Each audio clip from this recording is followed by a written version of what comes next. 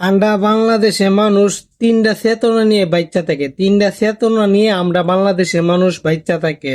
একটা হইছে শেখ মুজিবুরের চেতনা, আর একটা হইছে জিয়ার চেতনা, আর একটা হইছে লাজাগারের চেতনা। জিয়ার চেতনা, শেখ মুজিবুরের চেতনা, লাজাগারের চেতনা, এই তিনটা চেতনা নিয়ে সেটা বাংলাদেশের মানুষ বাচ্চা থাকে। এই তিনটা চেতনা নিয়ে সেটা বাংলাদেশের মানুষের রাজনীতি করে। একটা হইছে শেখ মুজিবুর, দ্বিতীয় নাম্বার হইছে জিয়া, তৃতীয় নাম্বার হইছে লাজাকার। এক নাম্বার শেখ মুজিবুর, দ্বিতীয় নাম্বার জিয়া পরিবার, তৃতীয় নাম্বার লাজাকার তকমা। লাজাকার তকমা অনেকে আছে, লাজাকার তকমাটা না বললে তাদের পেটের ভাত হজমই না, তাদের পেটের ভাত হজমই না। অনেকে আছে আবার শেখ মুজিবুরের নামটা না নিলে তাদের পেটের ভাত হজমই না। অনেকে আছে জিয়ার নামটা না নিলে, অনেকে আবার আছে জিয়ার নামটা না নিলে তাদের পেটের ভাত হজম না, তাদের পেটের ভাত হজম না। অনেকে আছে জিয়ার পরিবারের নাম না নিলে তাদের পেটের ভাত হজম না।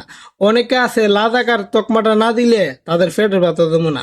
মানে বাংলাদেশের মানুষ তিনটা চেতনা নিয়ে বাচ্চা থাকে। এক হইছে শেখ মুজিবুর, দ্বিতীয় হইছে জিয়া, তৃতীয় হইছে লাজাকার তকমা। লাজাকার তকমা এই চেতনা নিয়ে বাংলাদেশের মানুষ বাচ্চা থাকে। তাই তো আমি নাম দিছি তিনটা চেতনা নিয়ে বাংলাদেশের মানুষ বাচ্চা থাকে। ও ভবিষ্যতে আর কি যে হবে সেটা আমি জানি না।